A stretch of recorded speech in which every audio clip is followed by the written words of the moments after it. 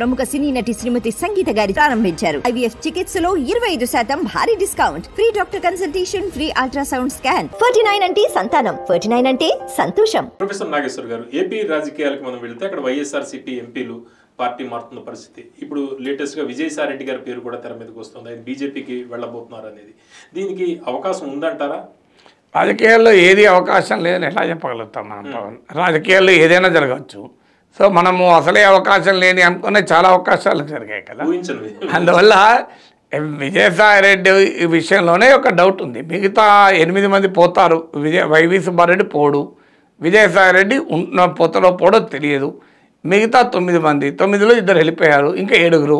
So ఈ చర్చ మొదలు జరుగుతున్నమాట నిజం. అందువల్ల ఎవరు పోతారు, ఎక్కడికి పోతారు, ఏ పార్టీలో చేరుతారు, ఎప్పుడు పోతారు అన్నది చెప్పలేం. కానీ వైఎస్ఆర్ కాంగ్రెస్ పార్టీకి చెందిన చాలామంది ఎంపీలు అయితే పోతారు, అంతవరకు నిజం.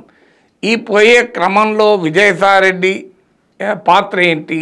ఆయన అందరినీ తీసుకొని బీజేపీ పార్టీ నుంచి వెళ్ళిపోతున్నాడా, లేదా అందరూ పోతున్నా ఆయన మాత్రం పార్టీలో ఉంటాడా? సో ఆయన గనక వెళితే అది జగన్కు పైన తిరుగుబాటు చేసి పోతాడా, జగనే ఆయనను పంపిస్తున్నాడా తన మనిషిగా మోడీ దగ్గరికి? ఇలాంటి అనేక రకాల అనుమానాలు మిగిలే ఉన్నాయి. సో విజయసాయి రెడ్డి అడిగి పోవడం వల్ల జరిగే పర్యవసనం ఏంటి? జగన్ పైన కేసులు మరింత బిగుస్తాయా? జగన్ పైన కొత్త కేసులు పెడతారా?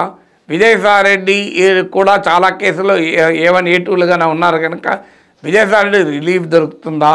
ఇవన్నీ యాజ్ ఆఫ్ టుడే ప్రశ్నలే. అందువల్ల విజయసాయి రెడ్డి వెళ్తాడా వెళ్ళడా తేలాలి. వెళితే ఆయన వెళ్ళడం వల్ల జగన్కు జరిగిన పరిణామాలు చూడాలి. అప్పుడు మనకు జగన్ తరఫున వెళ్ళాడా, జగన్ పై పోరాడి వెళ్ళాడా తెలుస్తుంది.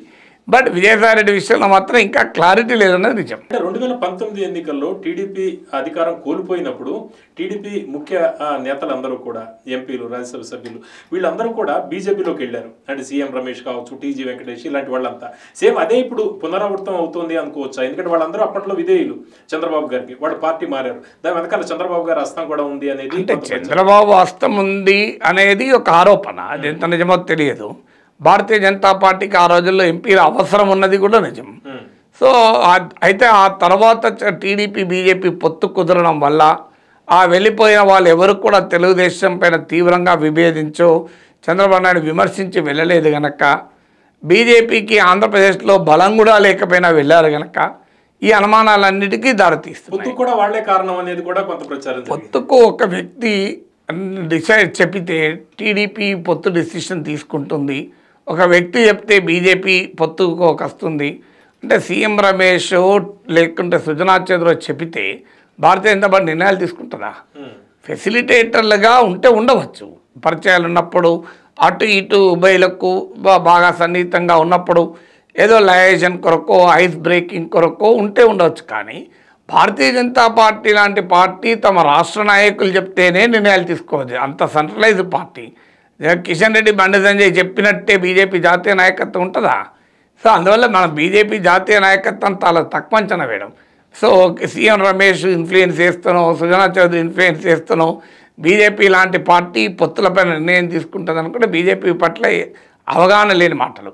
ఫెసిలిటేటర్ రోలు ఒకవేళ బీజేపీ పొత్తు పెట్టుకోవాలనుకుంటే అప్పుడు ఏమైనా ఫెసిలిటేటర్ పాత్ర పోషిస్తాడు. కానీ బీజేపీ జాతీయ నాయకత్వం నిర్ణయాల్ని ఎవరో ఒక్కరో ఇద్దరో, వీళ్ళిద్దరే కాదు, పార్టీలో సోమవీర్రాజు, విష్ణు కుమార్ రాజు, ఖమ్మంపాటి హరిబాబు, వీళ్ళు కూడా ఇన్ఫ్లుయెన్స్ చేస్తారనుకోను. భారతీయ జనతా పార్టీ అనేది ఒక పెద్ద పార్టీ, దానికో పద్ధతి, పార్లమెంటరీ బోర్డు, దానికో నాయకత్వము, RSS నేపథ్యము, చాలా ఫ్యాక్టర్స్ ఉంటాయి. అందులో బీజేపీ రాజకీయ వ్యూహాలు బీజేపీ ఉంటాయి. వ్యక్తులు చెప్తే బీజేపీ రాజకీయ నిర్ణయాలు తీసుకుంటుందని నేను అనుకోను.